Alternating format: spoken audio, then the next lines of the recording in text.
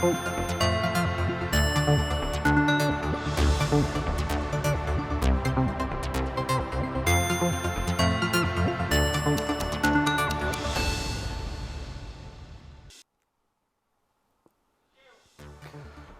زينة حالواتن دحننتن حزب تግራይ ንምውሓስ ሓድነትናን ውዳበታትናን ብምጥንኻር ጸኒዕና ክንቃለስ ይግባይሎም ፕሬዚደንት መንግስቲ ትግራይ ዶክተር ደብረጽዮን ገብረሚካኤል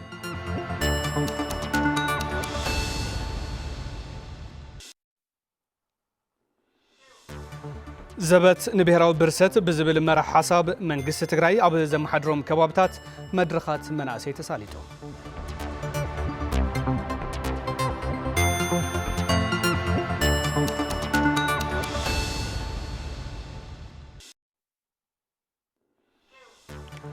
أنصار جنوسايدو سرعات بلصقنا بزغبر مخته أب جنبارن دجنن كوينوم نمرقاص هلاو كم زقالسو تساتفتي حزباوي وعلا غليصوم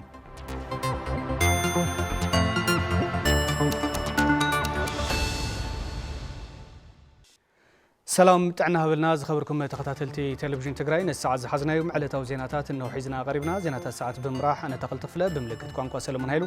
بسم الله سوميا ستوديو تلفزيون تግራይ بمخان حبرناكم ጻንሒት ክንገብሪና ክሳብ መወዳታም ሰናጸኒኹም ክትከታተሉ ድማ ብخبر ዓዲምና ዘበት ንብሔራዊ ብርሰት ብዝብል መራሕ ሓሳብ መንግስቲ ትግራይ ኣብ ዘመሓድሮም ከባብታት መድረኻት መናእሰይ ተሳሊጦም ቶም መድረኻት ጀኖሳይዳዊ ኣገዛዝ ኣብይ ኣሕመድ ኣብ ልዕሊ ትግራይን ህዝባን ቀዲሙ ብኹናት ድሒሩ ብኽልከላ መሰረታዊ ጠለባት ኣቢሉ ናፈጸሞ ጸንሐ ሰላሕታዊ ጽንተት ዳግማይ ቅሉዕ ጀኖሳይድ ንምክያድ ዘካይዶ ዘሎ ሸርሒ ጥፋት ዝዕገት ኣብ ልዕሊ መቃብረ ተገዛዝ እዩ ብዝብል መድረኻት መናእሰይ ንምርጋጽ ብሔራዊ ህልውና ኣብ ዝተፈላለዩ ከባብታት ትግራይ ተሳሊጦም ኣለዉ ዜናታት ዞም መድረኻት ኣብ ናይሎ መዓልቲ ዜና እወጃና ናባኹም ከነብሊና ፈለማይ ንገብሮ ግን ኣብ ከተማ መቐለ ዝተኻየደ መድረኽ መናእሰይ እዩ حالواتن دحننتن حزب تግራይ ንምውሓስ ከም መናእሰይን ህዝብን ሓድነትናን ውዳበታትናን ብምጥንኻር ጸኒዕና ክንቃለስ ይግባይሎም ፕሬዚደንት መንግስቲ ትግራይ ዶክተር ደብረጽዮን ገብረሚካኤል ዶክተር ደብረጽዮን ነዚ ዝበሉ ዘበት ንብሔራዊ ብርሰት ብዝብል መሪ ሓሳብ ምስ መናእሰይ ከተማ መቐለ ብዘይ ተሳለጠ መድረኽ ዘተዩ ንጸብጻብ ታደደዳኞ ኤፍሬም ገብረኺዳን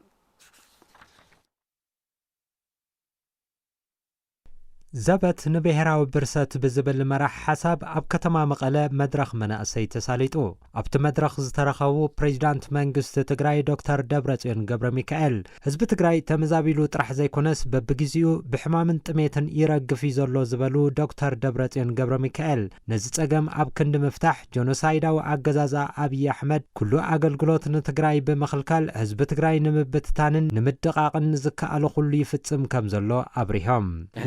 ህዝብና ምለስና ቦቱ ናመረበቱ ናኑር ህይወቱ ስደተኛ ሀአቱ ዝግበር ዘሎ ተግባር ግን ሁሉ ትግራዋይ ኣብ ክባን ዕሷና እንተኻ ክደቅ ሕዚ ደለ ህዝቢ ድሮን ይላኣኸሉ ብድሮን ከዓ ዝቆጥቀጠሉ ሰራዊት ኢትዮጵያውን ድሕሪ ጥሪ ካብ ጥሪ ጀሚሩ ለዘበን ንትግራይ ዝተረበሉ ሕና እንደሊ ዘለና ብዲፕሎማሲ ክፍታሕ ሕና እንደሊ ዘለና ብሰላም ክፍታሕ ብተግባር ዝግበር ግን ካሊእ ስለዚ ከምኡ ኢልካ ምኻድ ኣይከኣልን ኣብዚ ሕዚ እዋን ቀንዲ መዋጽኦ ህዝቢ ትግራይ ውሽጣዊ ዓቕምታትና ምጥንኻርን ቃልሲ ምሕያልን እዩ ዝበሉ ዶክተር ደብረጽዮን ሓልዋትን ድሕንነትን ህዝቢ ትግራይ ንምውሓስ ከም መናእሰይን ህዝብን ሓድነትናን ውዳበታትናን ብምጥንኻር ጸኒዕና ክንቃለስ ይግባእ ኢሎም ብሔራዊ ህልውናና ንምርጋጽ ሉዓላውነትና ንምርጋጽ መሰል ዓርሶ ውሳነና ክንኽብር ክንሓብር ክንጸንዕ ክንጥንክር ሓድነትና ክንስጥን ሁነታት ይቀልበናል መዋጽኦና ኣብ ውሽጥና ምዃኑ ትግራይ ትህሉን ኮይና ግን እክብ ክንብለለን ጠርንፍ ክንብለለን ዓቕምና ክንሕየለለን ክንምክት ኣለና ህዝቢ ትግራይ ዘለዎ መማረጺ ተቃሊሱ ሃልዋቱን ድሕንነቱን ምውሓስን መሰል ዓርሰ ውሳንኡ ምርግጋጽን እዩ ዝበሉ ፕሬዚዳንት መንግስቲ ትግራይ ዶክተር ደብረጽዮን ገብረሚካኤል ክጋደል ዝኽእል ኩሉ ምእንተ ህዝቡን ዓዱን ክጋደል ከም ዝግባእ ድማ ኣገንዚቦም ሓደ መፍትሕና ሓይልካ ምጥንኻር ንምንታይ ምእንተ ሰላም ክንረክብ ብጉልበትና ኢና ንረኽባ سلام زي هون أنت خوينا كم زي تأفق قلت يا لذي كله كجادر سخل كجادر إن نزلنا هذا ناس حبوك توتكنا نزل أنت من تاي من تهلونا نايلنا من تدحنت نايلنا فهم الجدار من تهزل تقرأ سلسلة قناتون كل خاي جادر لله استوصل نبيت سبز جادر لله تحاي قناتون ناي كلنا سلسلة قنات أجندة ما تذاعبنا ناي كلنا ناي تقرأ ተሳተፍቲ ትዘተ ዝኾኑ መናእሰይ ከተማ መቐለ ብግድኦም ሓልዋትን ድሕንነትን ህዝቢ ትግራይ ንምርግጋጽ ኣብ ዝግበር ቃልሲ እጃሞም ንምፍጻም ድልዋት ከም ዝኾኑ ተዛሪቦም ሓድነትና ጠንኪርና ንቱ ዝመጽእ ጸላኢ ክንምክት ኣለና ደርግ እውን ሲ ከምዚ ኣላ ፈከረ መጨረሻ ላይ ልጠፈ ክንድና ደርግ ልበዝሕ ጾር ኮይኑ ነሪ ሕዚ እውን ንሕና ከምታ ዘላ ይህን ምን ተባሂልና كقالس يقبو أو جنباري قالس أبديجن خينوز قالس دما كقالس اللو عن حنا زين فوتو نجار يلي كل نجار رينا يوم مسينا يينا من إسي تجراي كل جزء مسز بتجراي زتغاي زي تقالسنا قع حدا مفتيح كنمت عين خدي لا أنا خون يلوم أدنا جيروم متو من إسينا مسز بتجراي كبا أصل جهزولو دلو تتعرفوا أنصار جنوسايداوي سرعات بلصقنا بزغبر مخته اب جنبارن دجنن كوينوم نمرغاص هلاو كم زقالسو تساتفتي حزباوي وعلا كتم عدوان وردا عدوان غليصوم نتي مدرخ زمرحو مكتل بريزيدنت ايت امانيل سفا حزب تግራይ ገጢሞ ዘሎ ሓደጋ ብሔራዊ ህላው ንምውሓስ ከም ብሔር ዓቅምታት መኸተ ጠናኺርና ክንቃለስ ይግባይሎም ገብረ መድህን ተወልደ መድህን ዋዲዱ ኃይለ ሚካኤል ገሰሰ ድማ ከም ሰው ካርቦይ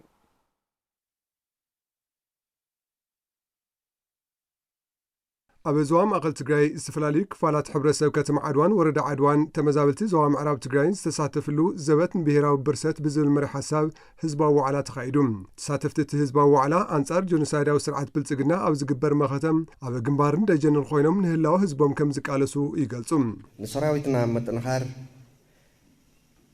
أبسنكي هنا وحيل سب نزهزوزي حدش نجار يكونان سنكنا عدكنا كاب صلاتنا سنكنا كاب حزبنا زبل كاب مجمرة كم مفلم تجميرو إذا حزبي حزب وزنورة تاريخاوي قعزايو أبزي إحنا حدا إدنا حدا أجرنا خوينا إحواتنا سوينا تاوزي إنت حريف فتح تخدلويو أنت يسأل متى يبره أنت يسأل بيجفحل بقول نجار بقيت يخون بسنك يخون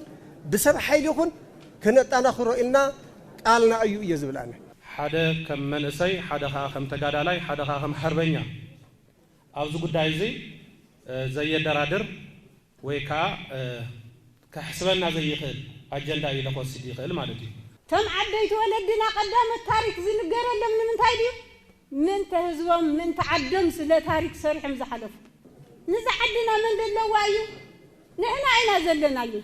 أنا ون كم حدا منسي كرم حزون وثيرية كرم حزون دامية قصيلة حزون أقول منقستين ودوين كوينا كرميت الله نمرقا سلاوان دحنة الناس بتقراي أو زقبار قالسي زوصو آواجاتن حقتاتن حزبي قبوء مسلو فليتو فتحوا قالسي نمكياد حقا زمخانم دما اتهم تساتفتي قلصم زوط إذا لحقي بدن بخسر حلن يوم نعو ذات قبر أكال كعا أنكار رازخوني قمت اليوم وصل إنها أواج نهلاو هزو تقرأ إسكع زخانة أوان كدقوا فايز قبل 100% حزوني دقوا فاي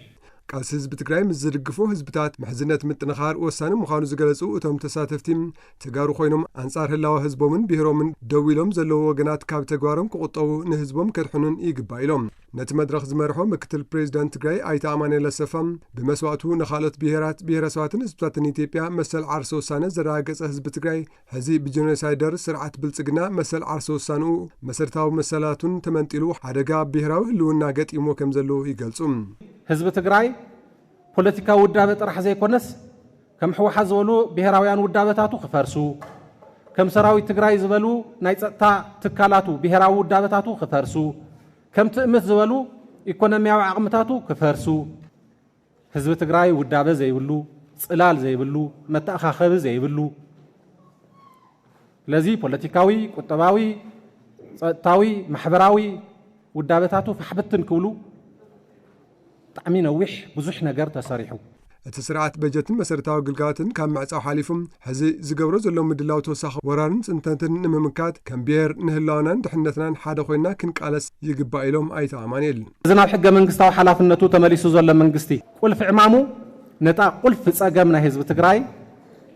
ምምራሕ ንዓ መሪሑ ምዕዋት እያ ካብታ ቁልፍ ጸገም ንህዝቢ ትግራይ ምውጻእ ዘበት ንብሔራዊ ብርሰት ኣይንጠፍእን ኢሉ ንውሽጡ ኣሚኑ ብሔራዊ ሓድነቱ ሓልዩ ንመኸተ ተዳልዩ ዓቕምታት መኸትኡ ዘሐየለ ህዝቢ ልዕሊ ኩሉ ኩናት የተርፍ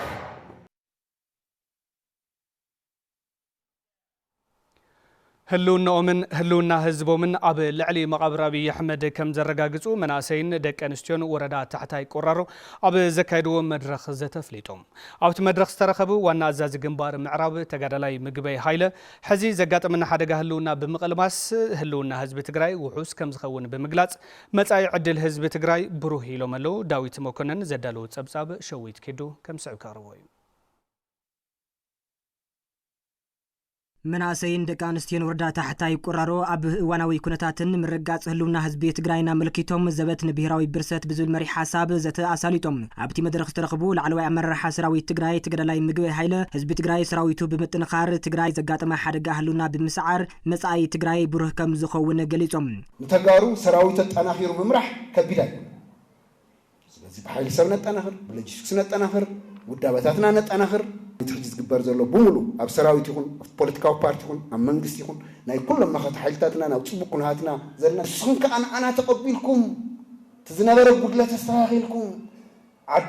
ዓድኹም ያሞ ዓድኹም ኣኽቢርኩም ክትቅጽሉኻ ለይትን ቀትን ክንሰርሕ ኢና ተታሒዝና ዓድና ክንልውጥ ኢና ትሕጂ ዘሎ ፈተና ከዓ ክንሰግሮ ኢና ተጠናኺርና ከዓ ክንወጽእ ኢና ትግራይን ተጋሩን كنعوتنا حلافيت بيت صحفة حوحات زواسمين معراب تግራይ وزيرو تخا قبر يسوس مناسي جنوسايداوي سرعات بلصقنا بمطفا قصالي هلونهم كرغاغصو يغبا إلن مجمريا قاتمنا زلو نايلو حدغاي تغارو خينلو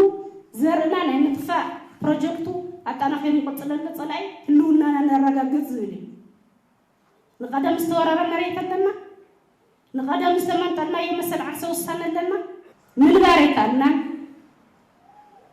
عدنا نيعنا مخانو حزنا كنرغاغص يكالنا سلامنا كنوحس يكالنا لمعات كنرغاغص يكالنا زبت نو بيراو برستينا مبرسينا نبرسي ካብ 16 ጣብያታት ወረዳ ታሕታይ ቆራርስ ተወከሉ መናእሰይ ስርዓት ብልጽግና ብምልእነት ብምጥፋእ ቀጻሊ ህልውናኦም ኣብ መቃውሩ ንምርጋጽ ናብ ሰራዊት ብምኽታት ግብኦም ከም ዝፍጽሙ ገሊጾም ከም ተሓራዲ ክግስ ተሓራዲ ከመገሪ يدقس بال حزي نايسنا محدار حتى خلي خلي استفال لي طوات تول نايسنا محدار اس خالي غداي سلازي نزي صلازي نزي صلاي غزي زيب وانين سلاز هونه نقرمتنا هنمرش كنعوت تعويتنا دحر عوت انا نحنا نايسنا محدار حتى زلخنا الزقبا زول حساب لني تግራይ تسعر دك انستي بزتخالني بزتوهابني مدب كفصمي بزتوهابني تغادل تتبحيلون مقدالي أب تحت خوينكي زتوهاوكي مدب سرحته تبحيلون بعقمي أب عقمي كسرح نبع علي مرش اللخو كما أنا أسيات قلنا سألاي موسي الناس اندحريت موسي الناس يكونس قانا خي مسأل الناس كنت فلنا كوداس زنقعهم مالتي صرنا بزي عصوان كبان زيتوانا ذو المغنيات تزنقعي مفتحي زي فتح انت اللي بات مفتحي قركا فتين قاز سرح يكسرح نارو جن حجون كمبلبل لما يفسسن بطعمي صبق تግራይ تسعر يبل እቶም መናእሰይ ብሄራዊ ህልውና ንምርጋጽ ናብ ቃልሲ ብምውጻእ ንጸላኣይ ዕድል ብዘይ መሃብ ብሄራዊ ግብኦም ከም ዝፍጽሙ ኣረጋጊጾም نحنا مناسي جغننت ولدنا وريسنا تግራይ ገጢምዋ ዘሎ ሓደጋ ህልውና ንምርጋጽ ብጸላእቲ ዝተኣለመ ወፍሪ ጽንተት ክነበርዑና ኢና ኢሎም መናእሰይ ከተማ ዓዳግ ሓሙስን ወረዳ ስቡሕ ሳዕስዒን ዘበት ንብሔራዊ ብርሰት ብዝብል መራሕ ሓሳብ ንጸላእቲ ህዝቢ ትግራይ ዝቃወምን ላዕላውነት ትግራይ ንምውሓስ ዝዓለመ መድረኽ መናእሰይ ከተማ ዓዳግ ሓሙስን ወረዳ ስቡሕ ሳዕስዒን እውን ተሳሊጠሎ ንጸብጻብ ጎይቶኦም ንጉስ ሃይለ ሚካኤል ገሰሰ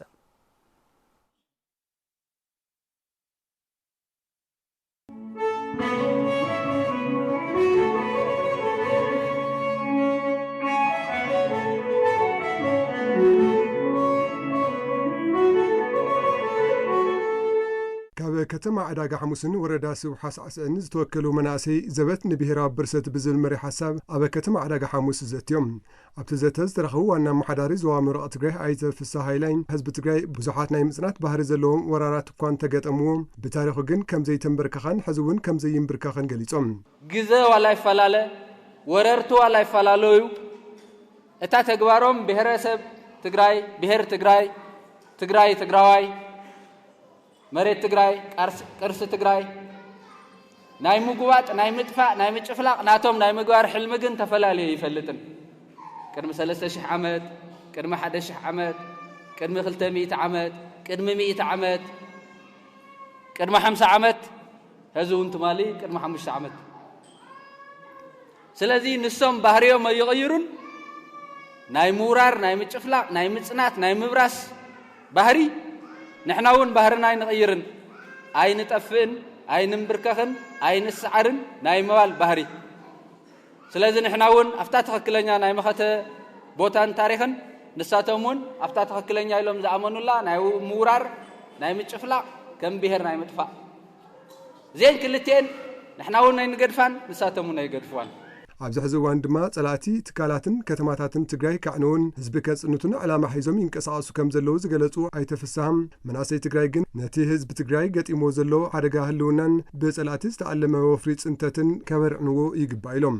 ኣብቲ መድረኽ ዝተሳተፉ መናእሰይ ብወገኖም ንሕና ደቂ ጀጋኖ ኣያታትና ስለ ዝኾንና መሬት ትግራይ ኣሕሊፍና እንህበሉን እንሸጠሉን ግዜ ፍጹም የለን ንምርጋጽ ሃልዋትን ድሕነትን ህዝቢ ትግራይ ክንቃለስ ኢና ኢሎም ኣንሕና ተጋሩ ኢና ቢያፍራ ይኾናይ ለኣና ኣኽቢቡ ልቐትለናሎ ብጥሜት ብመድሓኒት ብኩሉ ነገር ንተጋሩ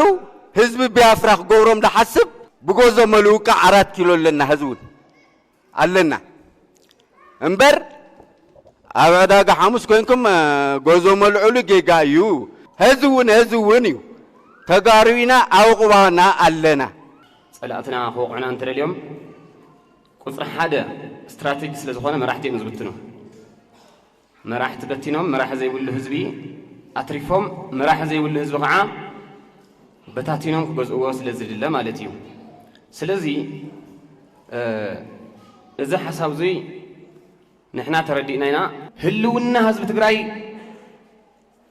ደቂ ሃፀይ ዮሃንስ ኢና ደቂ ኣሉላ ኢና ደቂ ሱባጋድስ ኢና መሬት ኣይኮኑ ስጥቢሮ ወለድና መሬት ዘይኮነስ ሙሩኸኛታት ሓመድ ትግራይ ሒዞም ከይኸዱ እግሮም ሓፂቦም ሰደድዮም በዓል ዮሃንስ ስለዚ ደቂ ዮሃንስ ኮይንካ መሬት ምሻጥ ትግራይ ኣይንገብሮን ኣይንሸውጥን እውን ትመንእሰይ ዓዲ ዘልቅቆሎ ምኽንያት እንታይ ዓይነት ፕሮፓጋንዳ እዩ እንታይ እዩ ትችግሩ ኢልካ ላብ ማእኸል መንእሰይ ወሪድካ ናይ መንእሰይ ፀገም ኣብ ምፍታሕ ክስራሕ ክኽእል ኣለዎ ሕና ጉድኣት ኩናት ዝኾና ናይ ወረዳ ከተማ ዕዳጋ ሐሙስ በተለይ ሕዚ እውን ኬድና ዋላ ይጉደል ኣካልና ትማሊ እውን ዝግጁ ኢና ሕዚ እውን ዝግጁ ኢና እቶም መናእሰይ ሉዓላውነትን ድሕነትን ህዝቢ ትግራይ ዝረጋገጽ ኣብ መቓብር ጸላእትና እዩ ከምኡውን ሕብረትናን ሓድነትናን ብምስጣም ንጸላኢ ክንስዕሮ ይግባእ ዝብሉ ጭርሖታት ብምቅላሕ መድረኾም ዛዚሞም ኣብ ትግራይ ኣጋጢሙ ዘሎ ሓደጋ ህላው ዝቐልበስ ድልዱል ሓድነት ብምፍጣር ዘይተመልዑ ዕማማትና ክንምልስ እንተኽኢልና ጥራሕ ኢሎም ተሳተፍቲ ህዝባዊ መድረኽ ከተማ ኮረም ዝተፈላለዩ ክፋላት ሕብረተሰብ ከተማ ኮረምን ወረዳ ኦፍላን ዝተረኸብሉ ዘበት ንብሔራዊ ብርሰት ብዝብል መርሕ ሓሳብ ህዝባዊ መድረኽ እውን ተሳሊጠሉ መሳርሕትና ፍሳጽን ገብረ ኣብዝጌ ተኸታቲልዎ ሃፍታይ ባህረ ከም ስዑብ ከቕርቦ እዩ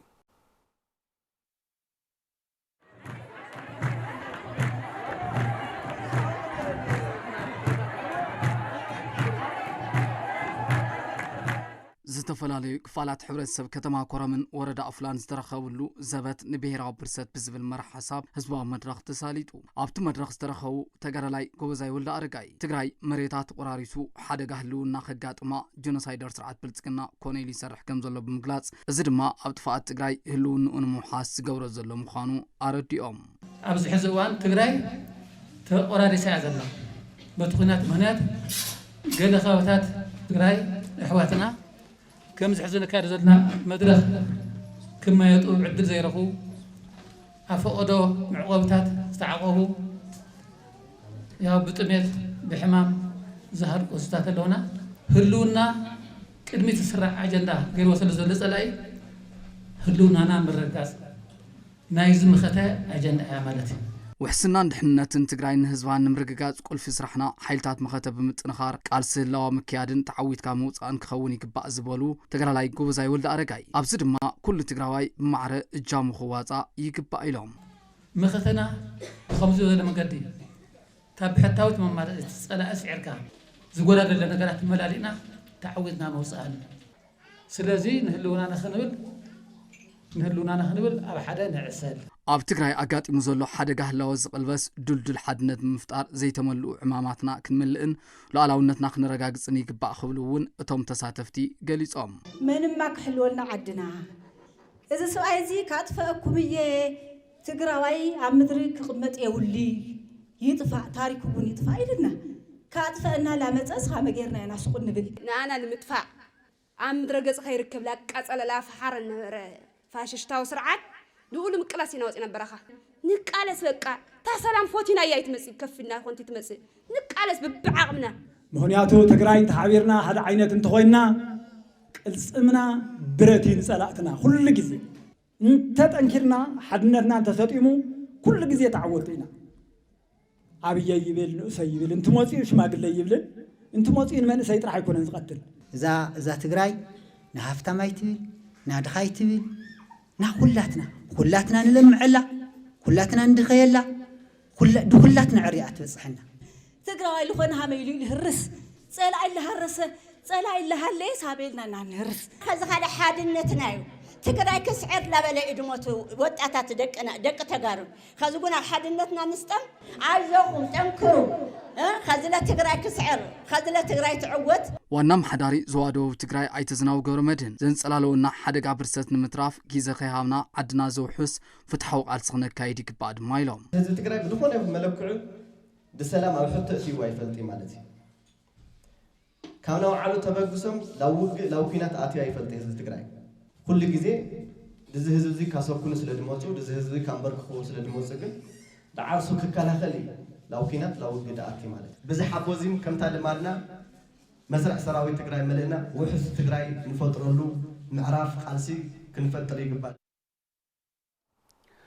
ውልቀ መላኺ ጆኖሳይደር አብይ አሕመድ ዘአወጆ ህዝብ ትግራይ ናይ ምጥፋእ ተግባር ንምምካት ድልዋት ከም ዝኾኑ ኣመራርሓን ወከልቲ ማሕበረሰብን ወረዳ ዓዴት ገሊጾም እቶም ኣመራርሓ ነዚ ዝገለጹ ዘበት ንብሔራዊ ብርሰት ብዝብል መሪሕ ሓሳብ ኣብ ዘካይድዎ ህዝባዊ መድረኽ እዩ ፍስሓ መዝገበን ዘዋደዱ ጸብጻብ ደረስ ብርሃነ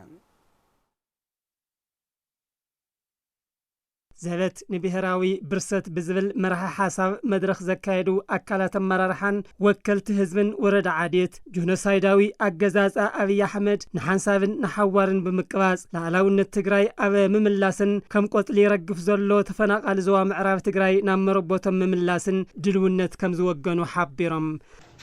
ንህላወ ትግራይ ቆሪጽና ክንቃለስ ክንክእል ኣለና ሰበት ትግራይ ተዘይያስ ንሕና ዓርሲ ኢና ማለት እዩ ዓዲ መንነት ዝየውሉ ህዝቢ ወላ ሓንቲ ትርጉም የውሉ ጽናዕንጎ ጸላእት ከይንብላዕ መንነትና ኣብ በረኻ ወዲቁ ንዘለኣለም ዓለም እናተገዛእና ሙለ ሰብ የውሉ ዘድሕነና ሒልና ጽናዕንጎ ዘይንረክብ ሕዚ እያ ቁልፂ ወሳኒት ስለዚ ሕዚ እውን ተሪርና ንቃለስ ንመንነትና ንኽብርናን ንድሕሪት ክንብል የብልናን ንቃልስኻ ዘትርከብ ስራحات تقطعلها ندحريت المرسكا نقرل كمان حايركا تقاليسكا زي موصا حاجه شتتت تبل حاجه تبيع الحدث انتي كم يكون سمان حاجه كم يكون اليوم سمان ثلاثه كم يكون اليوم نحاول ارسل دوم سسنايو نحاول طلع دوم سسنايو تودينا نغرينا تعاطونا انا دوم سسنايو سلازيو هزبزيو نقحيو توداعيو لتطلع حاول يقالس المنقد يلن بسنكي جونوسايدرات ኣብ ልዕሊኦም ዝበጽሐ ግፍዕን በደልን ዘዘኻኸሩ ተሳተፍቲ ህዝባዊ መድረኽ ሰራዊት ትግራይ ብሓይሊ ሰብን ስንቅን ኣብ ምጥንኻር ከም ዝረባረቡ እውን ሓቢሮም ኣብ ገዛና ኮይና ታት ምልከተና ክንሰርሕ ኢና ታስርዓት እዚኣ ታብላዕና ታሕቲ ክትዘርግሐልና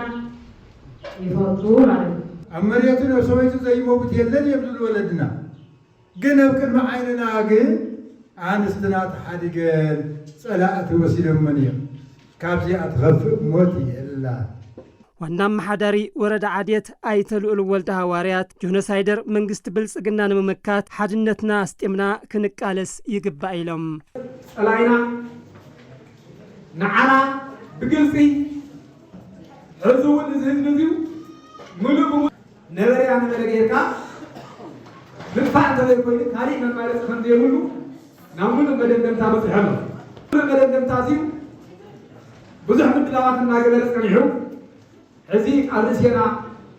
ኩናት ኣዋጅ ኣውጆ ኣሎ ስለዚ ነዚ ኩናት ኣዋጅ እዚዩ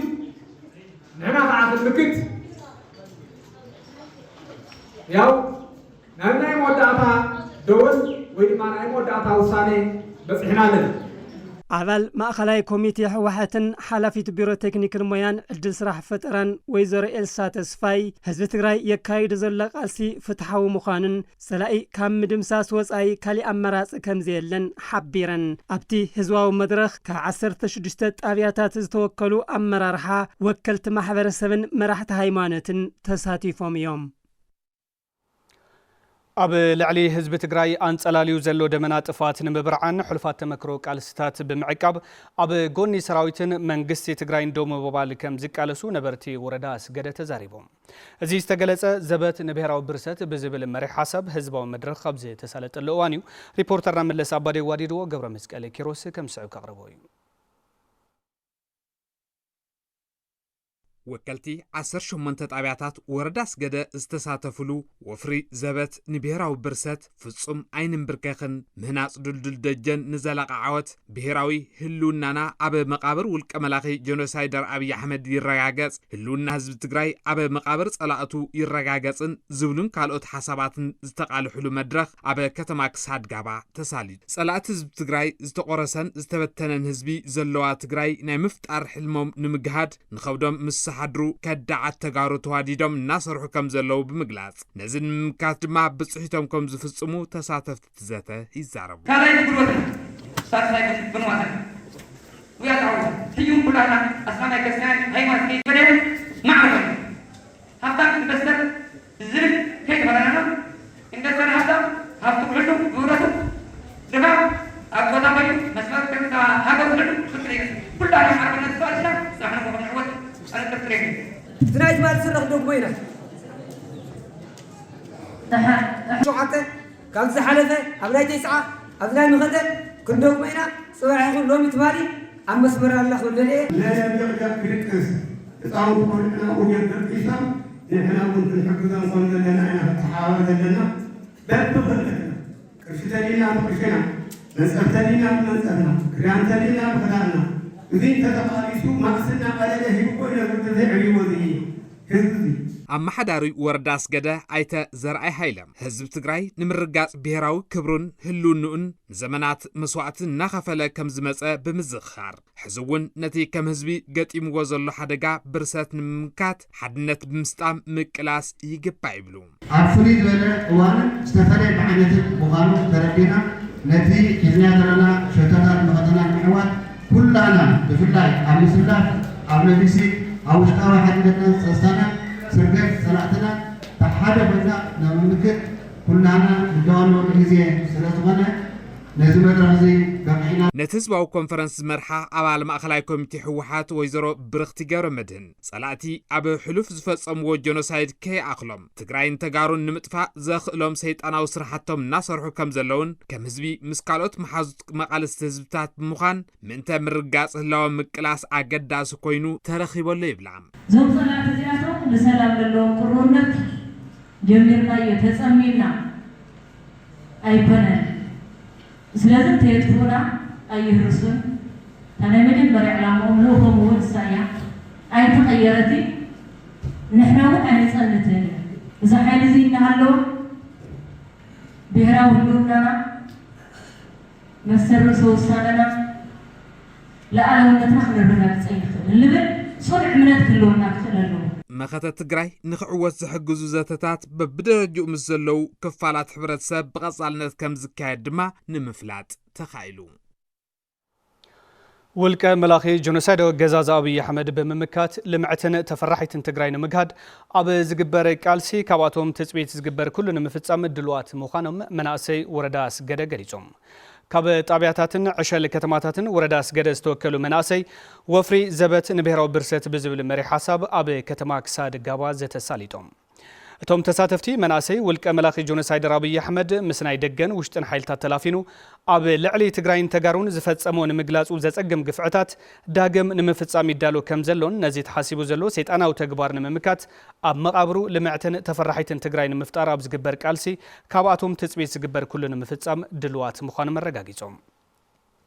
أما حداري ورداس جدا أي تزرعي هايلة أبتا مفلميت عتقاوي كالسي زبت جراي زخونت ورداس جدا استفتر منسي أبتي زحلفة جنوسايد وكينات كدمي تسليفو زفتسمو مستنكراو سرحيت حزون نزقت مزلون هلا وحدقا ممكات كدا قموت أوعهم أبال ماخلاي كوميتي حوحات وزيرو برختي قبر مدهن حزبي منقستن ودبن تقراي نسلام كدمي تسرعهم بولك ملاخي جنوسايد أبي أحمد كفتسم تسنحا عسوان كل كلان تسايرهم كم زيس أنحو بمزخر حزقنا كم حزبي مسكالوت أنصارت جنوسايد رأوي حيلي زكالوسو حيلتات بملفان زمكتلو أوان حزي كم زخون حبيرن كم سبتصاب ملس عبادي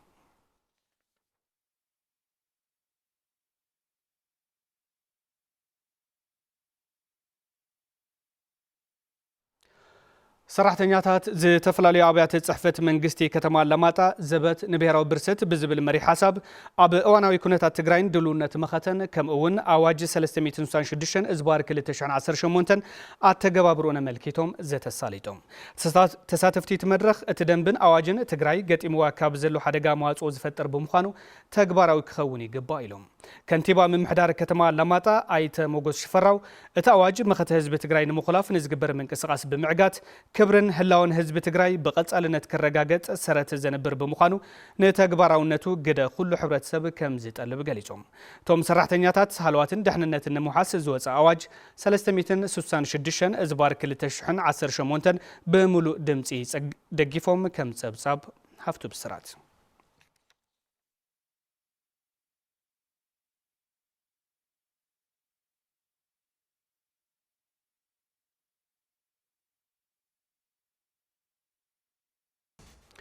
يغني لنا كبروم صبصب سبورت تخاتيلنا تمليسنا زخبركم تملكتنا نسع زحزنا يوم زيناتاتنا بزينا كنزازم مسلت مكتالكم كبرت يابلنا ببزلخمو سناي غزا